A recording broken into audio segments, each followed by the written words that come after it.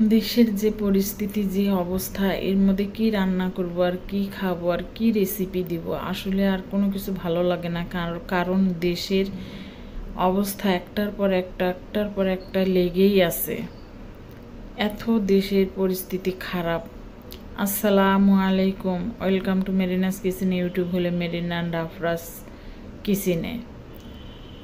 প্রিয় ভিউয়ার্স, ভাই বোনেরা, আপনারা কেমন আছেন? আপনাদের সুস্বাস্থ্য মঙ্গল কামনা করে শুরু করছি আমি আজকের রুই মাছের কোপ্তাকারি।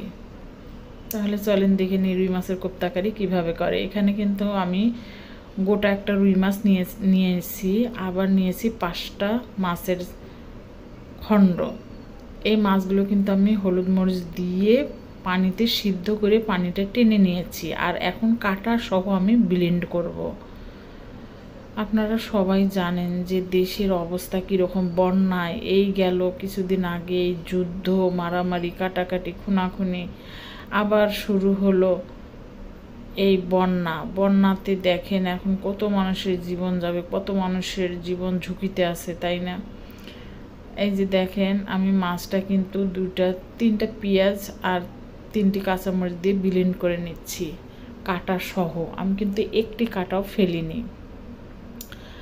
মাছগুলো যখন আমার প্লেটে নেওয়া হয়ে যাবে, তখন আমি এর মধ্যে পরিমাণ মতোই একটু করে মশলা, হলুদ, মরিচ, লবণ, জিরার গুঁড়ো, মরিচের গুঁড়ো, তারপরে একটুখানি চাউলের গুঁড়ো দিয়ে এটা মেখে নেব যেন গোল গোল করা যায়। আপনারা এখানে বেসন ব্যবহার করতে পারেন। আমার আপাতত কোনো বেসন ছিল না, জন্য আমি চালের গুঁড়োটা ব্যবহার করেছি। আপনারা অবশ্যই বেসনটা ব্যবহার করবেন। এনে সব ধরনের মশলা দিয়ে এখন মেখে নিয়ে এটা আমি গোল করে নেব। কুমিল্লার অবস্থা, তারপরে ফেনীর অবস্থা, এই দিকের অবস্থা একেবারে খুবই ভয়াবহ অবস্থা। আল্লাহ সবাইকে হেফাজত দান করুক। সবাই জানি আল্লাহ নিজের হাতে রক্ষা করে। দেখেন আমার কিন্তু মাছের কোপ্তাকারিটা সম্পূর্ণরূপে গোল করা হয়ে গিয়েছে। এটা একটু খসখসে আছে, তেলে যখন ছেড়ে দেবো আর একটু মসৃণ করে গোল করে দিয়ে দেব। আমার চালের গুঁড়োটা দেওয়ার কারণে কিন্তু তেল থেকে ভেজে তোলার পরে একটু ফাটা ফাটা হয়েছে। আপনারা অবশ্যই বেসনটা ব্যবহার করবেন। আমার কাছে কোনো বেসন ছিল না, জন্য আমি চালের গুঁড়োটাই ব্যবহার করেছিলাম। কোপ্তাকারিটা কিন্তু একেবারে লো হিটে আস্তে আস্তে ভেজে নিতে হবে, যেন ভিতর থেকে একবারে সিদ্ধ হয়ে আসে। যদি এটা বিকেলের নাস্তা হিসাবে আপনারা সস দিয়ে খেতে চান, আর যদি মনে করেন যে আমি এটা তরকারিতে রান্না করব, তাহলে আপনারা এটা একটু কাঁচা কাঁচা থাকলে সমস্যা নেই, যেহেতু এটা মশলা কষিয়ে পানি দিয়ে আবারও এটা কষিয়ে রান্না করব।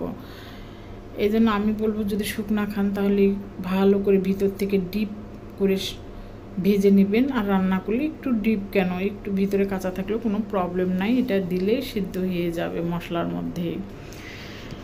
দেশের পরিস্থিতির কারণে আসলে রান্না বাড়ি, খাওয়া দাওয়া এগুলো কোনো কিছুই ভালো লাগে না। মন মানসিকতা একেবারে নষ্ট হয়ে গেছে। একের পর এক বিপদ দেখতে দেখতে মন মানসিকতা আর ঠিক নাই। কি রান্না করব, কি খাবো, কি দিব রেসিপি, আর এগুলো নিয়ে আর ভালো লাগে না। পেজেরও 12টা বেজে গেছে ভিডিও না দিতে দিতে। কি করব, করণীয় কোনো কিছুই নাই। দেখেন কোপ্তাকারিটা কিন্তু আমি বসিয়ে নিয়েছি।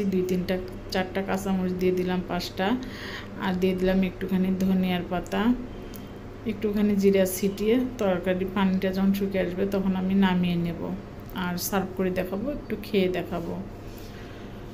আমরা বন্যা কলিত মানুষের জন্য যে যেখান থেকে পারি একটুখানি করে সাহায্য করার চেষ্টা করব। যার যার সামর্থ্য অনুযায়ী সাহায্য করবেন আপনারা সবাই, যে যেখান থেকে আছেন।